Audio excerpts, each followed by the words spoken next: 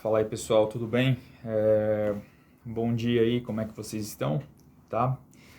Pessoal, então, eu falei para vocês aí naquela introdução, né, naquele vídeo, nesse bate-papo aí que a gente teve nessa ontem, eu comentei para vocês, né, falei para vocês que assim o meu trabalho vai ser realizado tanto na plataforma, no Teams, como uma parte aí vai ser usado nos vídeos, né, lá no meu canal do YouTube. Eu acho que é uma forma de facilitar, inclusive, o acesso de vocês a esses vídeos, né, a matéria, tá? Então, vamos fazer assim, eu acho que é importante, acho que é interessante para todo mundo, né? Então, eu já expliquei as razões, tá? Inclusive, o vídeo vai ficar lá para vocês, né? Vou deixar no YouTube. Vocês vão poder ver e rever o vídeo a hora que vocês a hora que vocês quiserem, tá? Então, vamos lá, né, pessoal? Vamos iniciar essa aula aqui que a gente vai ter agora é uma aula de sociologia, certo? Então, é, é muito interessante, pessoal, que a sociologia, né, é uma ciência que na verdade as ciências sociais, né, ela se divide aí em três partes aí, né, que são muito importantes, tá? Então, as ciências sociais, ela se divide em sociologia, política e antropologia, tá? Então, são essas três partes aí, não sei se vocês se lembram disso aí, tá? Isso aí é matéria do primeiro ano. Sempre quando eu começo a dar aula de sociologia, eu falo um pouquinho aí dessa divisão e do que trabalha, né, mais ou menos aí, né, faço um resuminho do qual é a ênfase, né, em cada uma dessas partes aí da sociologia, tá? Bom, pessoal, tem um tema que está inserido dentro de política, né? Um tema bem importante dentro da sociologia, que trata aí do papel do Estado.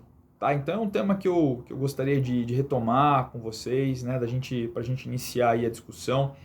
É um tema que está sempre presente, tá, pessoal? Que é o tema do Estado, certo? Então, o que vem a ser isso aí, né? O Estado, essa instituição. Então, está sempre aí em discussão. Então, é, às vezes os políticos gostam de falar, né? Muitos políticos falam assim, a gente tem que eliminar o papel do Estado, porque o Estado é muito oneroso, tem os servidores públicos, eles gastam muito. Então, o objetivo é cada vez o Estado mínimo, o Estado tem que se preocupar com educação, né? Com saúde só, e o resto deixa. Já viu essas frases, assim, essas ideias? Então, isso aí tá presente, né? O Estado deve ser mínimo, o Estado deve ser amplo, certo? Então, são ideias que fazem parte aí da nossa sociedade, certo? Então, fazem parte, né? Então, existe aí, além dessa discussão de Estado mínimo, de Estado amplo, né? Existe a discussão de Estado fascista, de Estado totalitário, o que seriam essas coisas, né? Então, são discussões, pessoal, que elas se inserem, né, no campo do que a gente chama de política, tá? Dentro, então, das ciências sociais tem o campo da política, tá?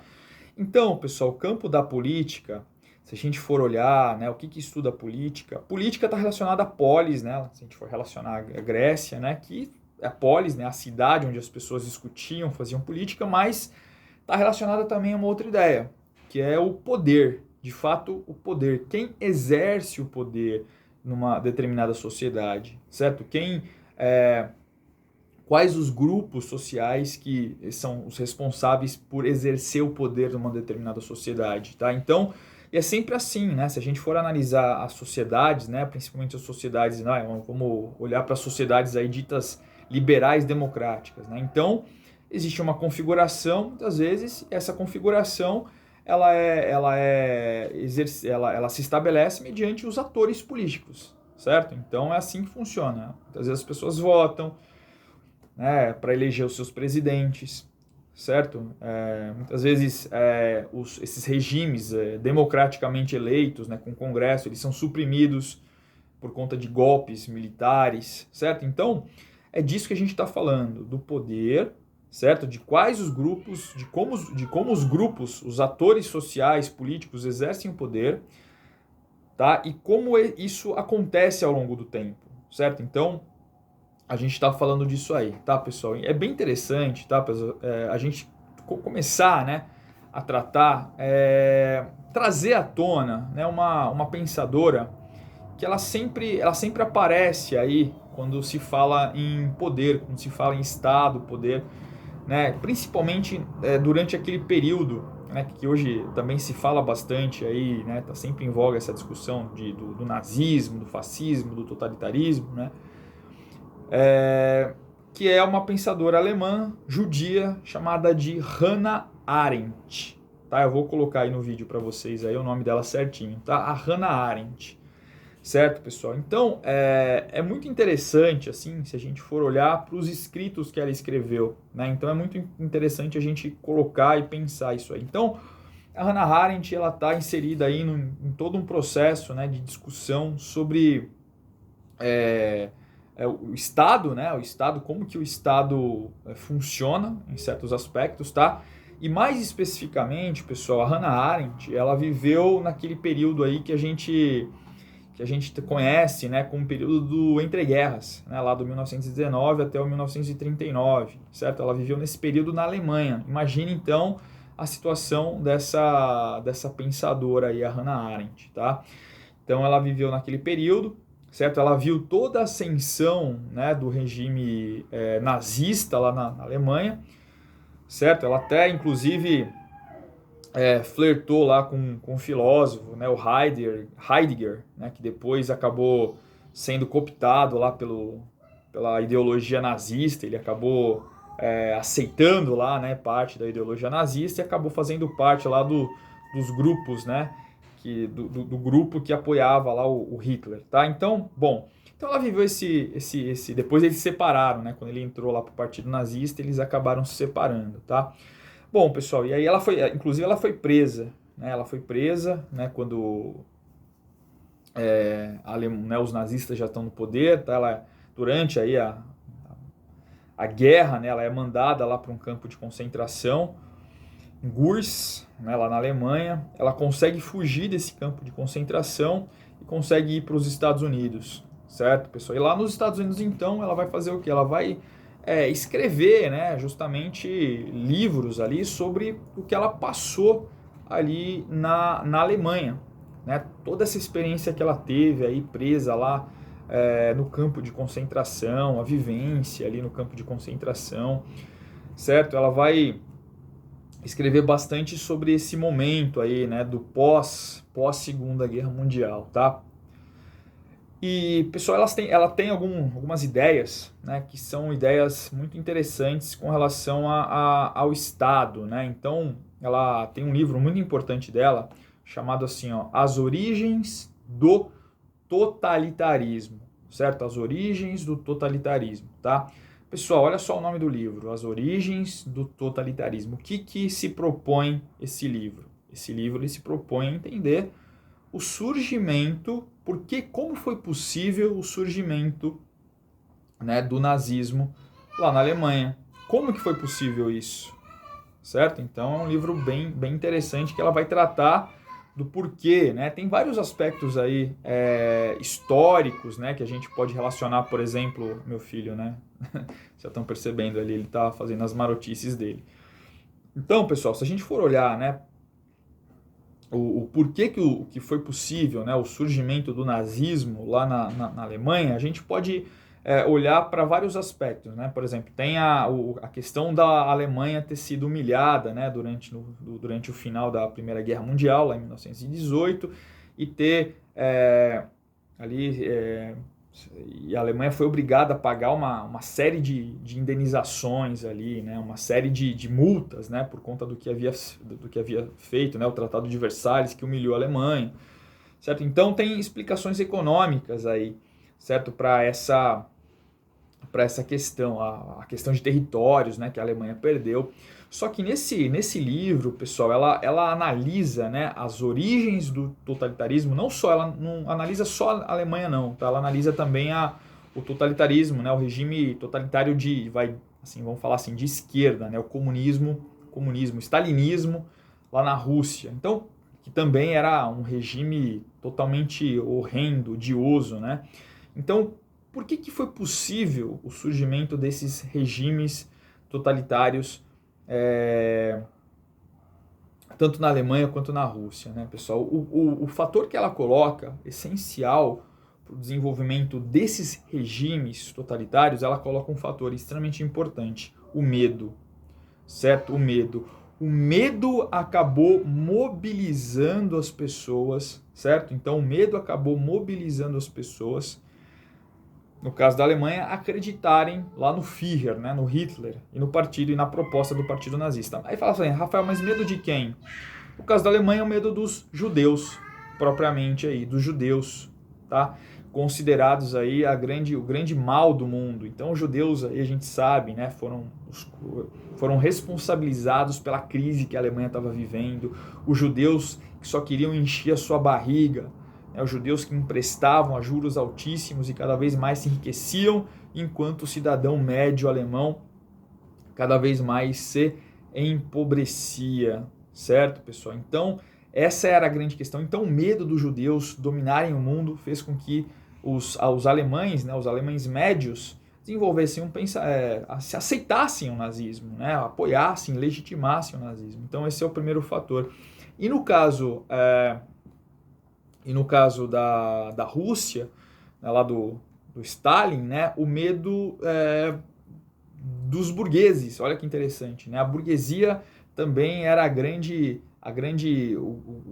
eram os grandes malfeitores. A burguesia, não só a burguesia, mas os padres, né, os católicos, os contra-revolucionários, né, quem discutia, quem era contra, inclusive membros do partido que não apoiavam mais, que não apoiavam mais o Stalin, né, também foram colocados no mesmo saco. Então, o medo dessas pessoas, né, ali os malfeitos dessas pessoas contra a Rússia grande havia mobilizado então as pessoas a apoiarem a ditadura de esquerda, a ditadura do Stalin, né? Então, o medo é algo presente, algo incomum, né? Então, essa é uma das questões que a gente pode colocar, né? O medo, tá? Isso é muito interessante, pessoal, porque o medo, se a gente for ver bem, é uma característica psicológica, né? Uma característica de grupos sociais que estão passando ali que tem medo, né? E esse medo, muitas vezes, pessoal, olha que interessante, é um medo criado, né? Um medo que existe, né, ali, que surge muitas vezes por conta de propaganda, né? Então o Hitler, né, lá e o Goebbels, né, conseguiu fazer o quê? Mobilizar muito bem a propaganda para conquistar aí os alemães, certo? Então, esses dias eu estava estudando, estava vendo um pouco do porquê, né, do surgimento de alguns regimes de extrema direita lá na Europa, lá na Hungria, né, lá na parte da Alemanha oriental, que antes era a Alemanha Oriental, hoje faz parte da Alemanha, mas que antes, no passado, ela era a Alemanha Oriental, Dresden, aquela região, né, inclusive Dresden foi bombardeada durante a Segunda Guerra Mundial, acabaram com Dresden, enfim, depois se reconstruíram.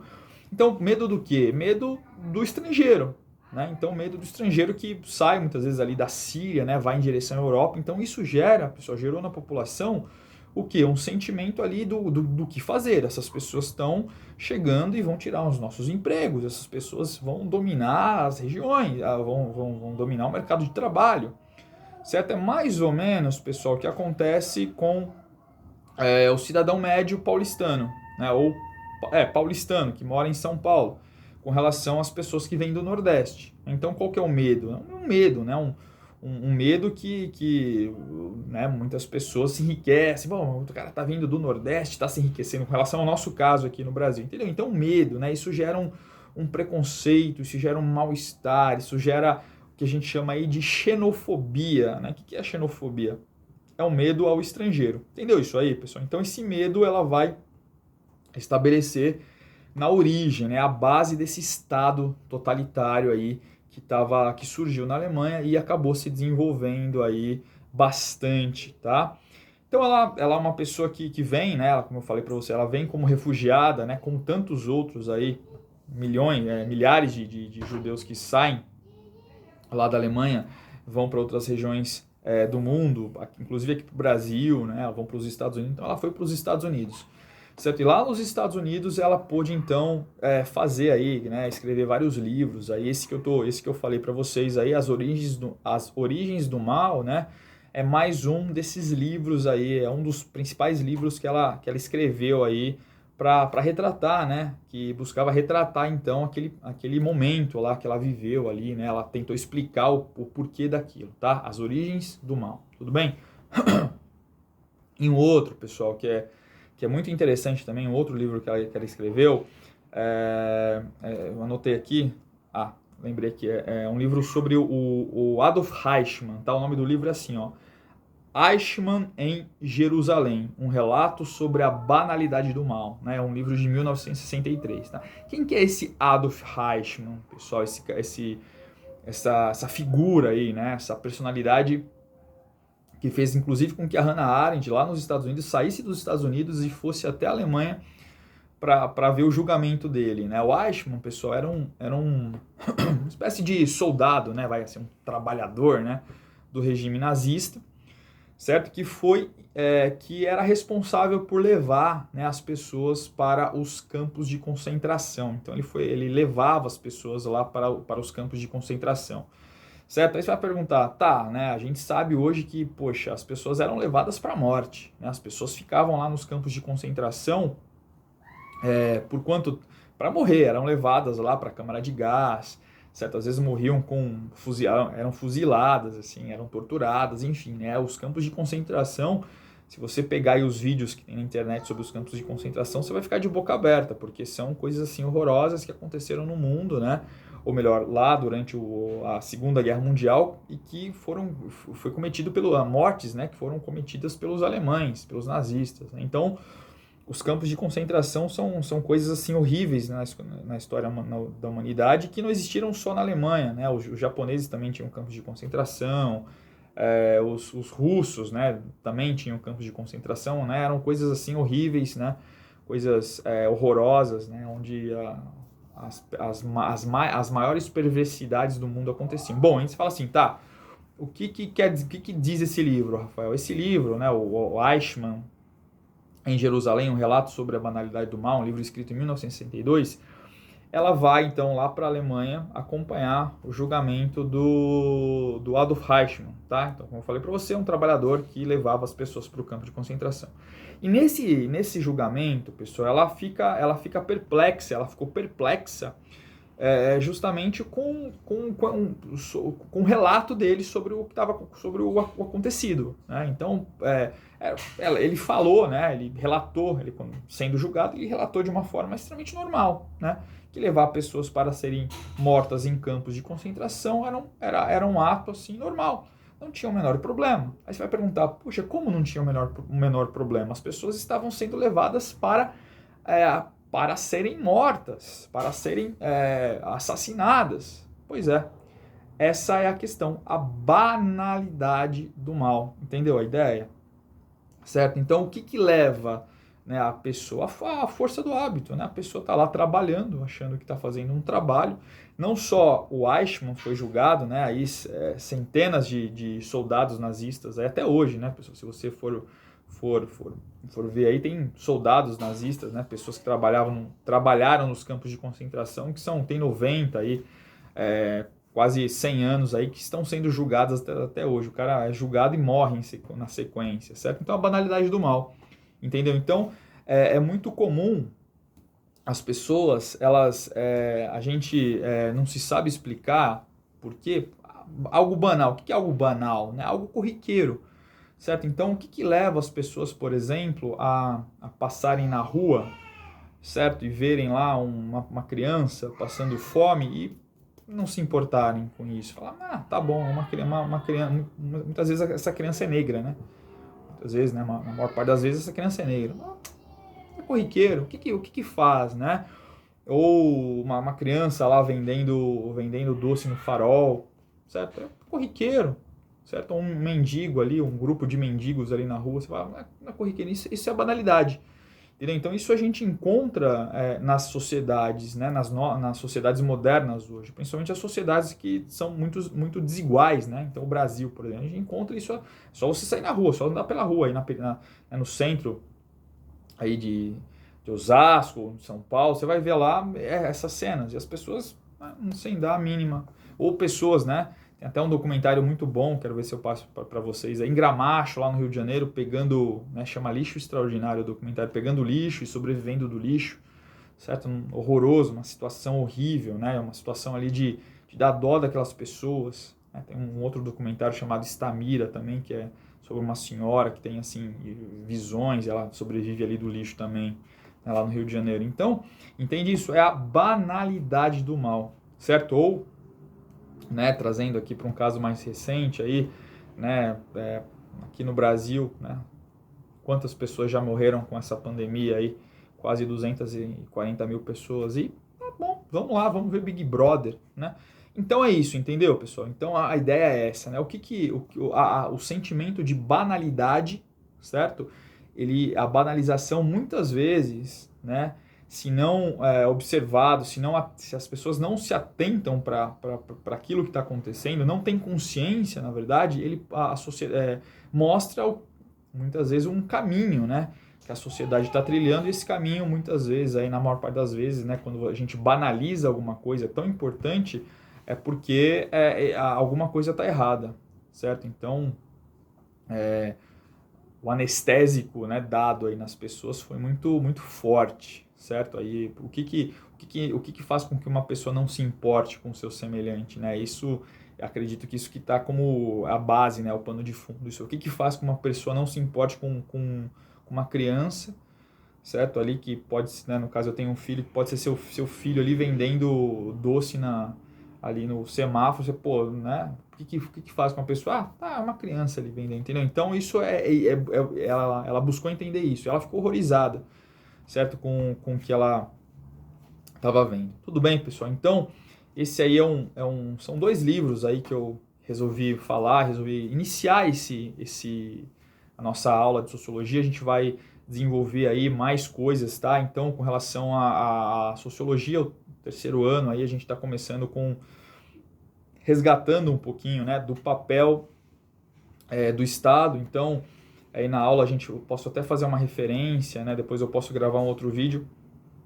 falando do papel do Estado. Então, o Estado ele tem várias vertentes. Só para finalizar, pessoal, o Estado ele tem várias vertentes, tá? Essa ideia do Estado ela surge lá na antiguidade, né? Lá na antiguidade com a necessidade ali da organização em cidades-estados. Depois se aprimora lá no período do Renascimento, né? Com o absolutismo um pouquinho mais para frente. Depois com o Estado ainda com o Estado absoluto. Depois com as democracias liberais, né, com as constituições, certo? E aí a gente teve no século, né, o Estado socialista, o Estado capitalista, né? E aí a gente teve no século XX essa experiência do Estado totalitário, tá? Então, eu acho que é uma discussão para a gente iniciar o curso aí de sociologia, uma discussão bem bacana, certo? Uma discussão que traz aí muitas ideias, né, para a gente pensar, certo? E a gente vai seguindo então nesse caminho aí, tá, pessoal? Então, e avançando, tá? Então,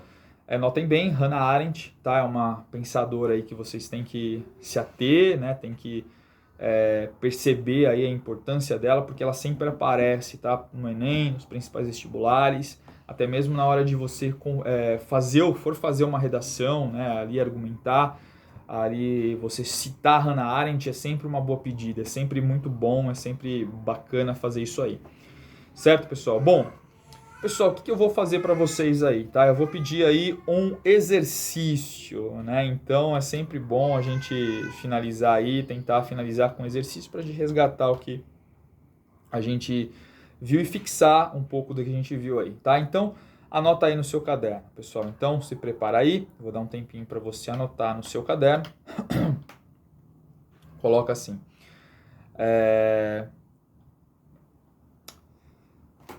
Então vamos lá, são 2 exercícios que eu vou colocar para você aí. Coloca assim, o primeiro exercício é assim, ó. Faça um breve histórico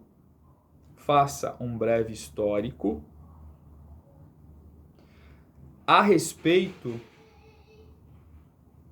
do processo de surgimento do Estado.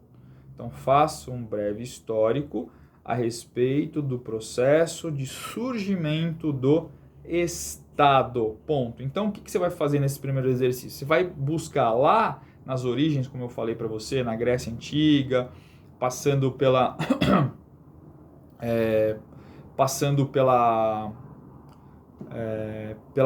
pelo finalzinho da Idade Média, pela Idade Moderna, pela Revolução Francesa e pela Idade Contemporânea. Então, quais foram os tipos predominantes de Estado nesses momentos que eu falei para você, tá? Então, eu vou elencar aqui. Então, o que eu quero? Quero que você mostre para mim quais foram os tipos de Estado que se desenvolveram na Grécia Antiga, no finalzinho da Idade Média, na Idade Moderna e na Idade Contemporânea. Quais foram as formas, e no início do século XX também, tá? Quais foram os tipos de Estado que se desenvolveram? Beleza? Eu não quero uma coisa muito longa, tá, pessoal? Eu quero que você busque lá, pesquise um pouquinho, coloque lá o item, né? Na idade, sei lá, na Idade Moderna. Qual tipo de Estado que prevaleceu? Vai colocar Idade Moderna, tal Estado prevaleceu tal forma de Estado. Entendeu isso aí? Bem tranquilo isso aí, tá? Então você vai pegar os períodos aí da história e vai falar um pouquinho qual tipo de Estado predominou, certo? Segundo exercício que eu vou pedir para vocês aí, pessoal, coloca assim, ó. Um exercício aí, basicamente sobre esse vídeo, coloca assim, ó. Qual a importância de Hannah Arendt? Depois você pesquisa na internet aí, eu passo para você. Qual a importância de Hannah Arendt para o entendimento? Qual a importância de Hannah Arendt para o entendimento do Estado nazista que se desenvolveu no período do entreguerras? Certo? Interrogação. Beleza? Terceira questãozinha para você responder aí para mim, tá, pessoal? Terceira questão é assim, ó. Não, terceira questão não, tá bom, essas duas questões aí. Nessa segunda questão você vai falar um pouquinho aí da Hannah Arendt e da contribuição dela aí com os dois livros que eu citei para você, tá? As Origens do Mal e Eichmann em Jerusalém, um relato sobre a banalidade do mal. Você vai falar um pouquinho desses dois livros e a importância do pensamento dela aí para entender o Estado, né? O Estado nazista aí que se desenvolveu no século XX e também, né? Só coloca um adendo também nessa questão. Não, coloca coloca uma questão 3 aí, pessoal. Coloca uma questãozinha 3 aí. Coloca assim, ó. Em que sentido a banalização de certas atividades